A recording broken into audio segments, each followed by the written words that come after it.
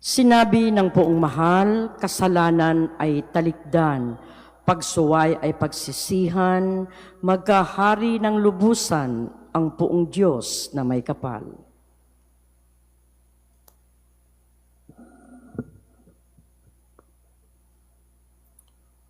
Sumainyo ang Panginoon. At sumaiyo rin. Ang mabuting balita ng Panginoon ayon kay San Lucas. Papuri sa iyo, Panginoon.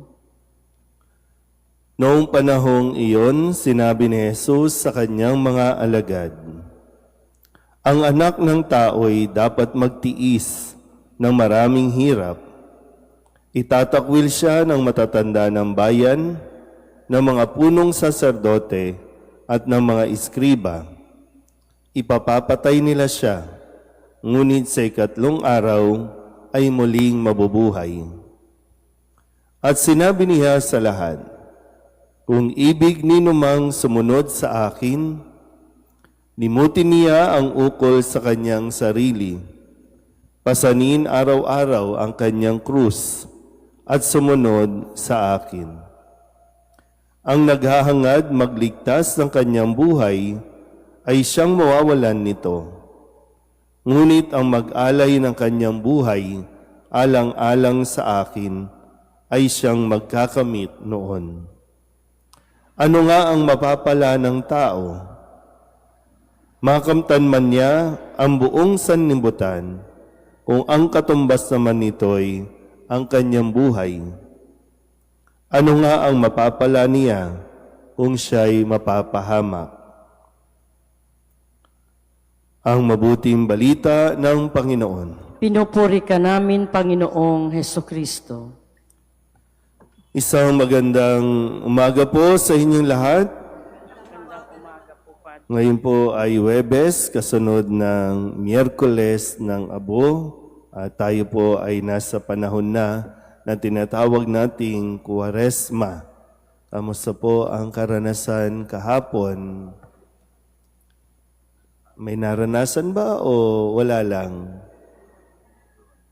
Kasi maganda rin po talaga na tinitingnan natin kung paano ba tayo na nakikilahok at tumutugon sa panawagan ng bawat panahon.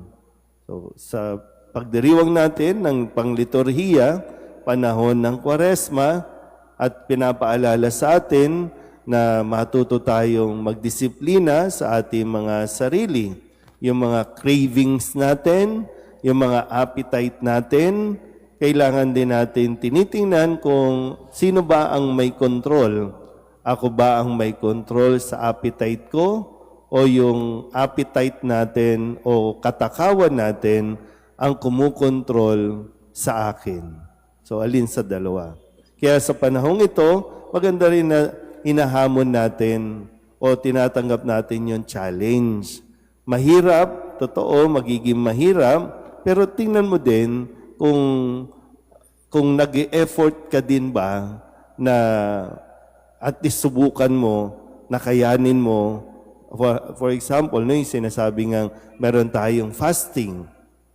So, hindi lang sa pagkain, kundi maging sa mga material na bagay. So, ito yung mga bagay na sinisimulan o sinimulang ipaalala sa atin na pagkukulan mo ng panahon. Yung pagdarasal, yung pagtulong sa kapwa, yung pag-aayuno. Kaya ngayon, matapos nga natin pasukin na itong panahon ng Kwaresma, ibinibigay naman sa atin, pinahayag ni Kristo, ano ang mangyayari sa ika-40 araw.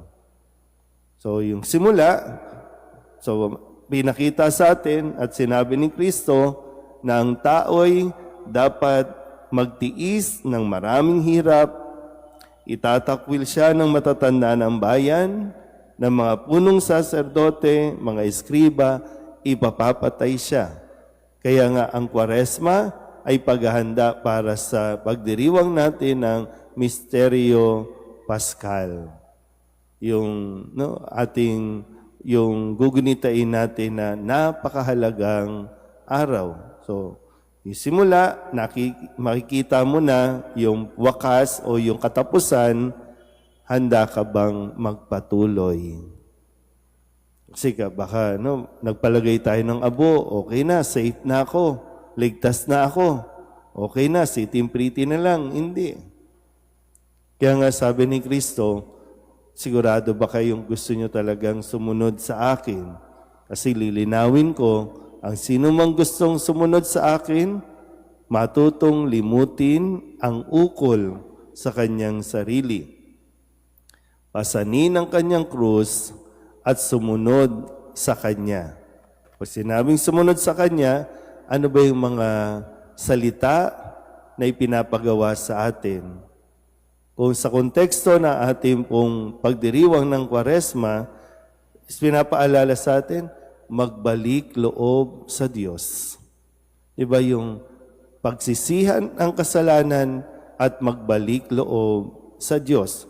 Itong sinasabi ni Kristo na dapat masundan natin, sundin natin.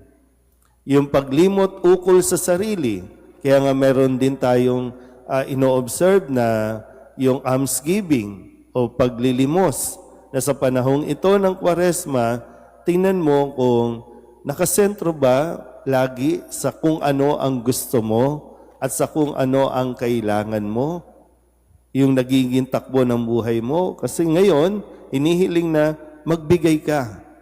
Isipin mo ang iba, hindi yung ikaw lang, kundi isipin mo kung ano ang maibibigay mo sa iyong kapwa, hindi yung kung ano ang makukuha mo sa iyong kapwa. At pagsunod, pagpasan ng krus, hindi naman ito yung basta nilang problema, pagsubo, hindi eh. Ang pagpasan ng krus ay ang pagtanggap natin sa mga responsibilidad na dapat nating tinatanggap. So yun, mahirap, mabigat, pero papasanin natin dahil gusto nating maging alagad ni Kristo. Ito naman ay tanong kung gusto mo sa mga gusto na sumunod at maging alagad ni Kristo. So pagnilayan natin ng mabuti sa mga panahong ito. Amen.